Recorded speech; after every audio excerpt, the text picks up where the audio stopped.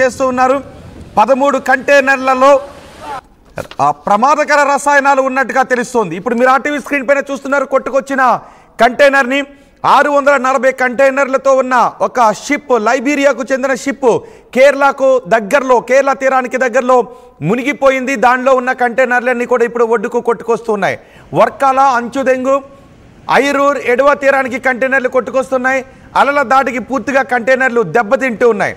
కంటైనర్ల నుంచి బయటికి కొన్ని వస్తువులు కూడా వస్తూ ఉన్నట్టుగా తెలుస్తుంది. ఇదిగో ఈ కంటైనర్ పూర్తిగా దెబ్బతిన్న కంటైనర్ని కూడా మీరు ఆర్టీవీ స్క్రీన్ పైన చూడొచ్చు. మొత్తం ఏకంగా ఊడిపోయింది. ఎక్కడికక్కడ కంటైనర్ ఊడిపోయింది. డోర్లన్నీ ఊడిపోయాయి.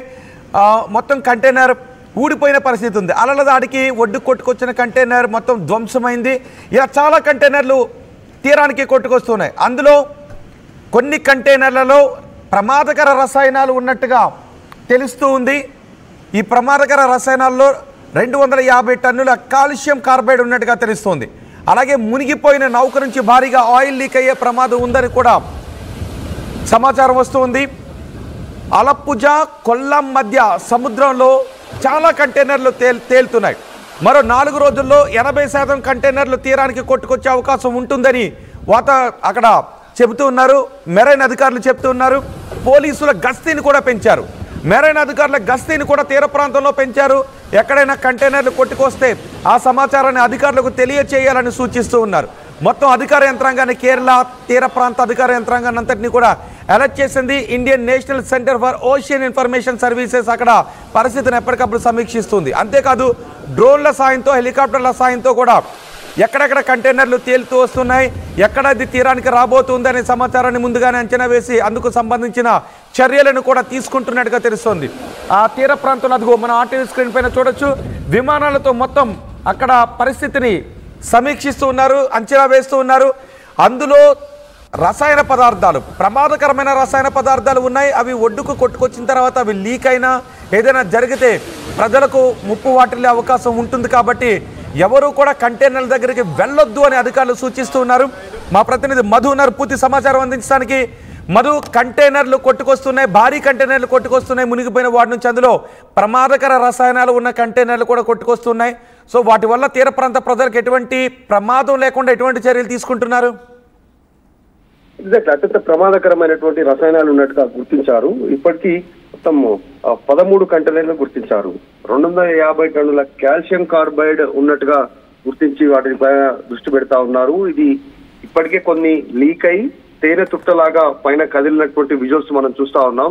ఇది నిన్నటి నుంచి జరుగుతా ఉంది. అత్యంత ప్రమాదకరంగా మారడంతో దీనిపైన దృష్టి పెట్టారు, అలర్ట్ చేశారు. మరో ఇంకొక 4 నుంచి 5 రోజుల్లో మొత్తం కింద నీళ్ళలో పడిపోయినటువంటి ఇంకొక 80% కంటైనర్లు కూడా తీరానికి కొట్టుకొచ్చేటువంటి అవకాశం ఉంది. ఇప్పటికే అధికారులను అలర్ట్ చేశారు Indian national centre for ocean information services.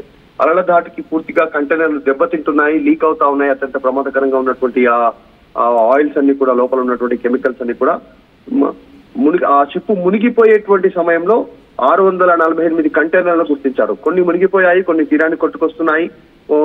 ఈ సంబంధించినటువంటి దాంట్లో దీనికి ప్రధాన కారణం కేరళ తీరంలో వర్షాల కారణంగా జరిగినటువంటి పరిస్థితి. అలల ధాటికి ఈ పరిస్థితి ఉన్నట్టుగా గుర్తించారు.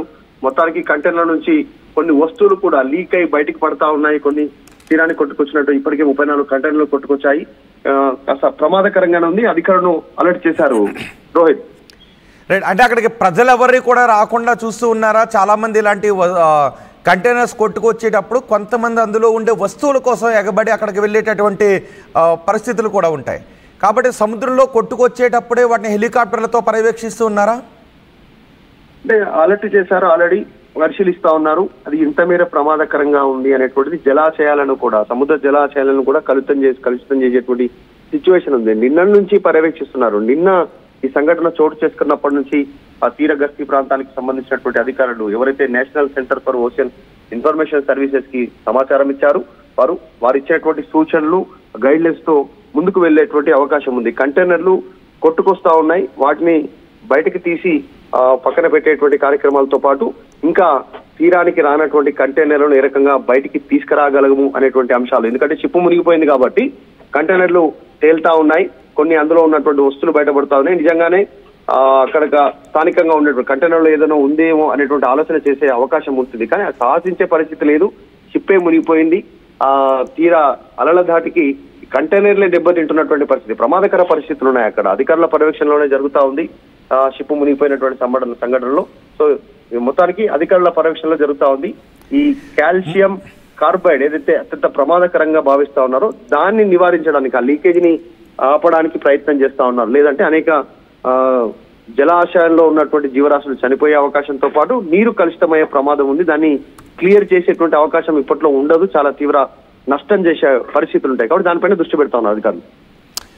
రైట్ మధు, కేరళ తీరంలో మునిగిపోయిన షిప్ నుంచి భారీగా కంటైనర్లు తీరానికి కొట్టుకొస్తూ ఉన్నాయి. అందులో ప్రమాదకరమైన రసాయనాలు ఉన్న కంటైనర్లు కూడా ఉన్నాయి. దీంతో మొత్తం మెరైన్ డిపార్ట్మెంట్ అంతా కూడా అలర్ట్ అయింది. ఎక్కడైనా కంటైనర్లు కొట్టుకొస్తే వాటి దగ్గరకు వెళ్ళొద్దు అని ప్రజలకు సూచిస్తూ ఉన్నారు. ఆ సమాచారాన్ని అధికారులకు తెలియచేయండి అని చెప్తూ ఉన్నారు. లైబీరియాకు చెందిన భారీ నౌక 2 రోజుల క్రితం కేరళ తీరానికి దగ్గరలో మునిగిపోయింది. అందులో ఏకంగా 640 కంటైనర్లు ఉన్నాయి. వాటిలో 13 కంటైనర్లలో ప్రమాదకర రసాయనాలు ఉన్నాయి. 12 కంటైనర్లలో కాల్షియం కార్బైడ్ ఉంది. మిగిలిన వాటిలో డీజిల్ కూడా ఉంది అని చెప్తున్నారు. వర్ణేస్ ఆయిల్ ఉంది. ఇది లీక్ అయితే సముద్ర జీవరాశులకు పెద్ద ఎత్తున ప్రమాదం వాటిల్లే అవకాశం ఉంటుందని ఆందోళన వ్యక్తం చేస్తున్నారు. అవి లీక్ కాకుండా ఎటువంటి చర్యలు తీసుకోవాలి అనే విషయంపై దృష్టి పెట్టారు. ఒడ్డుకు కొట్టుకొస్తున్న కంటైనర్లను వెంటనే సముద్రం జలాల్లో నుంచి బయటకు తీసి సురక్షితంగా బయటకు తీసే ప్రయత్నాలను కూడా చేస్తున్నారు. అందుకు మొదటి బాక్స్లో మీరు చూడొచ్చు, లైబీరియాకు చెందిన ఒక నౌక 640 కంటైనర్లతో ఉన్న నౌక మునిగిపోతూ ఉన్నప్పటి దృశ్యాలు అవి. ఆ నౌక క్రమక్రమంగా సముద్రంలో మునిగిపోయింది. అందులో ఉన్న కంటైనర్లను కూడా మీరు ఆర్టీవీ స్క్రీన్ పైన చూడొచ్చు. ఆ కంటైనర్లు, అందులో ఉన్న వస్తువులు ఇదిగో రెండో బాక్స్లో చూడండి. ఆ కంటైనర్లన్నీ ధ్వంసమైపోవడంతో లోపల ఉన్న వస్తువులు ఇలా ఒడ్డుకు కొట్టుకొస్తూ ఉన్నాయి. ఇది కార్గో షిప్. ఇది ఆ కార్గో షిప్కి తాడు కట్టి దాన్ని ఒడ్డుకి ఎలా లాగుతున్నారో కూడా మీరు ఆర్టీవీ స్క్రీన్ పైన చూడొచ్చు. ఆ మొత్తం ఆ కంటైనర్ అంతా కూడా ఎలా ఇరిగిపోయిందో మీరు చూడొచ్చు. ఆ దెబ్బతిన్న కంటైనర్లో ఉన్న వస్తువులన్నీ కూడా సముద్రంలో ఆయా తీర ప్రాంతాలకు చేరుతూ ఉన్నాయి. కేరళలో ఇప్పటికే చాలా కంటైనర్లు ఒడ్డుకు చేరాయి. మరో 2-3 రోజుల్లో 80% కంటైనర్లు ఒడ్డుకు చేరే అవకాశం ఉంటుంది. 640 కంటైనర్లు ఒడ్డుకు వచ్చేస్తే వాటిని సురక్షితంగా బయటకు తీసి అక్కడ డిస్పోజ్ చేసే అవకాశం ఉంటుంది. ఒకవేళ అవి సముద్ర జలాల్లో లీక్ అయితే మాత్రం భారీగా సముద్ర జీవరాశులకు ముప్పు వాటిల్లే అవకాశం ఉంటుంది. సముద్ర జలాలు కలుషితమయ్యే అవకాశం ఉంటుంది. సముద్రంపై ఆ తీర ప్రాంతాలపై